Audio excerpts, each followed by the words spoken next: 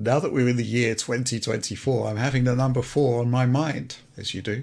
And speaking of the number 4, what's up with Crysis 4?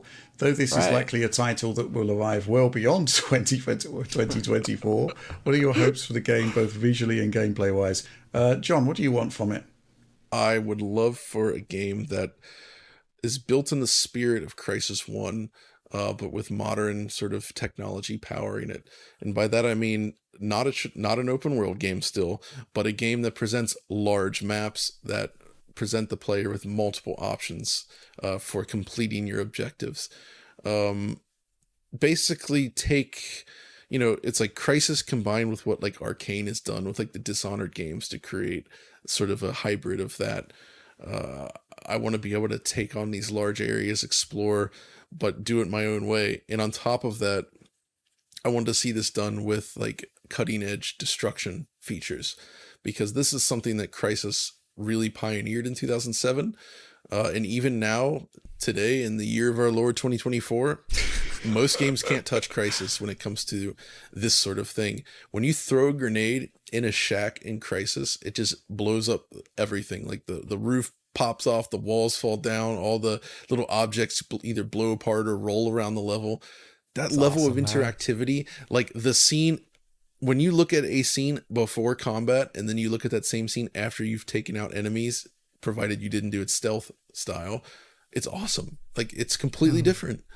That I want to see that taken to the next level, and I really hope that they're thinking about leveraging Crysis's strengths to create something that we just don't see much of these days. So, and visually, of course, I hope it's like Revenge of the CryEngine, where they sort of like focused inward, no more focusing on licensing this tech all around and trying to become the next Unreal Engine.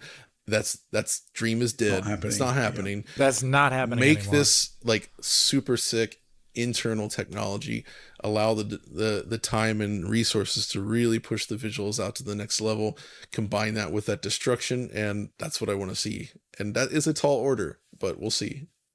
That sounds exactly like I would. And it's interesting because it's all about going back to the DNA of Crysis 1 at that point. And I think some of the niceties of the later series could crop in, and I imagine they will crop in.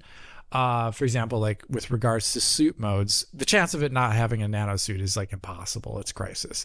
So imagine the way they'll do suit modes though is that it's going to have to be a cross-platform game, and I do think they're going to do the binary suit modes, which I think is like a good and somewhat like, how do you call it, like gameplay reduction, simplification that allows it, that's from the later parts of the series, that doesn't go back to Crysis 1, but still can be appropriate in the sandbox of Crysis.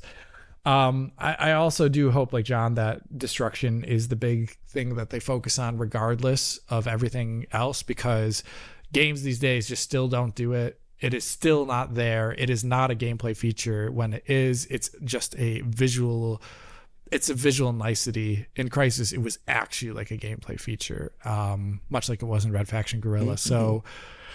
So yeah, I want all that, and I think they should team up with NVIDIA to path trace this game. Heck yeah, do it. Yeah. Fair enough. Well, my thoughts on this. Yeah, obviously we want to have the full fat experience. And I think my worry would be that it would have to be a console game as well. Oh, yeah, I know. That's what I was mentioning about the. Yeah. I think that, control. I think they should, I realize that this is commercial suicide, possibly. But I think they should make Crysis 4 a PC exclusive. The ultimate PC game. Come out in 2025, 2026, and then port to the next gen consoles in 28. Dude, and just embrace the original Crysis 1 ethos, which was basically to target the state-of-the-art in gaming technology to produce the state-of-the-art game. Maximum game. I don't feel like that would necessarily have to be commercial suicide either. I feel like that would be a selling point, something to separate. Absolutely, but you'd have to accept that, first of all, you're going to need a really powerful PC. Yeah. And secondly, that, your return on investment, a lot of it would be coming on later on in the life cycle, when the next generation consoles appear, which would presumably be able to cope with it. But, I just think that if you're doing Crysis, you've got to forget about scalability to a certain extent and just go for it to produce something game-changingly different like the original game was. Because, what basically made Crysis 2 and 3 more difficult to love was the fact that, they were tied to a specific feature set which was defined by PlayStation 3 and Xbox 360. Mm-hmm. And they could scale beyond that, but ultimately that was the target, right? And that was a limiting factor on the quality of the games that came out. And I just think Crysis 4 has got to be that one step beyond. And, I think it would just be fantastic to have a game that people are excited about and possibly thinking, well, yeah, I do need to upgrade. I guess the other thing is that the commercial realities are that upgrading isn't as cheap as it used to be. Yeah. That said, 8800 GTX was $1,000 GPU. That Ultra. Yeah, like people forget, like if you did upgrade for that time period, like if you did upgrade around Crysis launch, it was an expensive upgrade actually. Yeah. Like those things were not cheap at the time, actually. Mm-hmm. Yeah. But that's my thoughts on it. I just think it's got to be as staggeringly ambitious as the original game, and maybe it's a pipe dream.